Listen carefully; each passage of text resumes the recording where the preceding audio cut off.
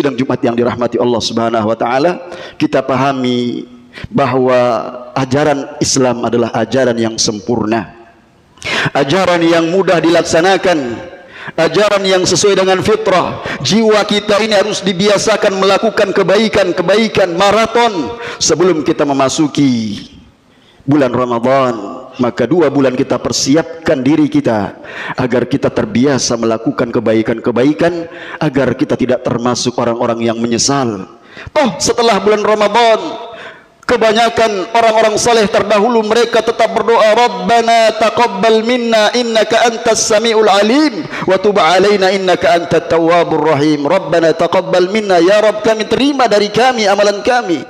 Sebagaimana firman Allah Subhanahu wa taala, walladzina yu'tuna ma atau wa qulubuhum wajilah annahum ila rabbihim raji'un. Ternyata mereka para sahabat yang melakukan kebaikan-kebaikan, apa yang telah mereka persembahkan di dalam mereka bertakarrub, mendekatkan diri kepada Allah, memohon kepada Allah agar Allah Azza wa Jal memberikan kemudahan bagi mereka beramal saleh yang dengannya Allah masukkan ke dalam surga dan hindarkan mereka dari api neraka. Dan itulah kesuksesan yang abadi yang sesungguhnya. Bukan seperti yang diklaim oleh sebagian orang, kita beribadah bukan karena mengharapkan surga, bukan karena takut api neraka. Ini adalah perkataan yang batil, sebagaimana yang dijelaskan oleh para ulama, di antaranya Syekh Abdul Muhsin Al-Abbad hafizahullahu taala, pengajar hadis di Masjid Nabi sallallahu alaihi wasallam. Karena apa? Menyelisihi Al-Qur'an.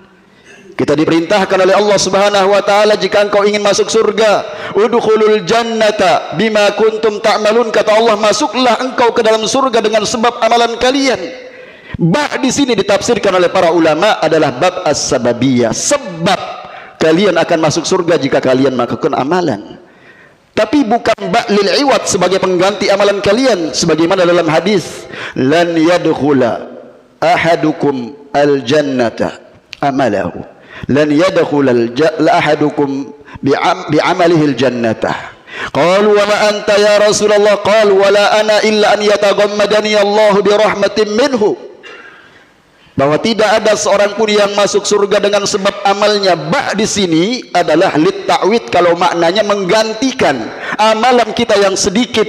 Kalau usia kita 60 tahun lamanya hidup ini beramal saleh, berarti kita kelak dalam surga 60 tahun lamanya dalam hitungan dunia.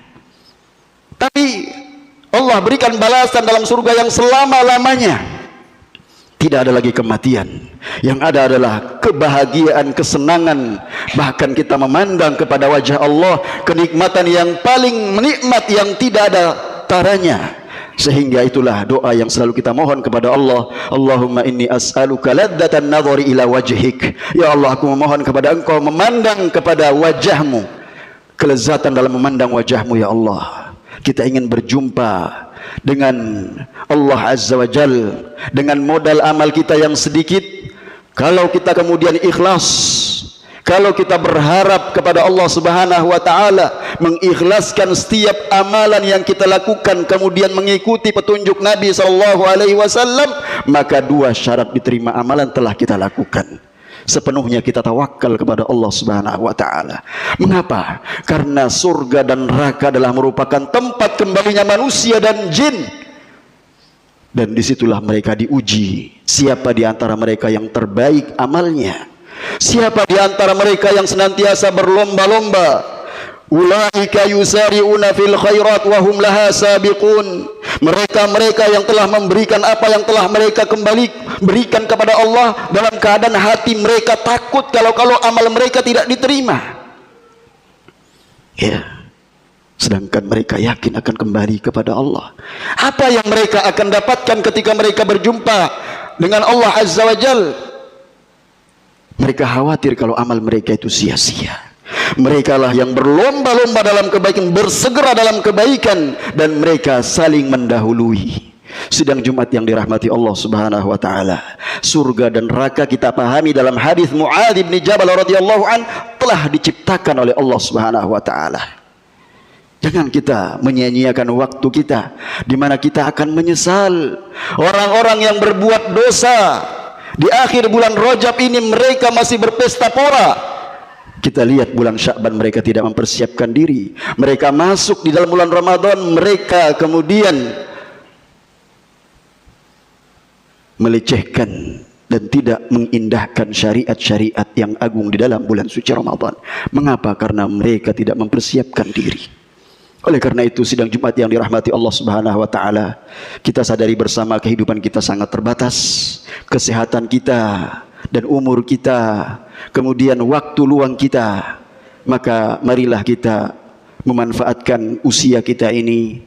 Jangan kita menanti waktu sore ketika kita berada di pagi hari. Sebaliknya, ketika kita berada di pagi hari atau di sore hari, jangan kita kemudian menanti di waktu pagi. Di waktu pagi kita menanti di waktu sore. Betapa banyak amalan-amalan yang diajarkan oleh Nabi SAW, baik amalan lisan kita, amalan hati kita, amalan anggota badan kita, bisa kita lakukan bersungguh-sungguh dan berlomba-lomba dengan saudara kita sesama muslim, agar kita mendapatkan surga Allah Subhanahu wa taala, tempat yang paling nikmat yang Allah persiapkan untuk hamba-hambanya yang saleh. Sebagaimana dalam hadis qudsi, Allah Azza wa Jalla berfirman, a'dadtu li'ibadiyas salihin ma la 'ainun ra'at wa la udhunun sami'at wa la khatara 'ala qalbi bashar.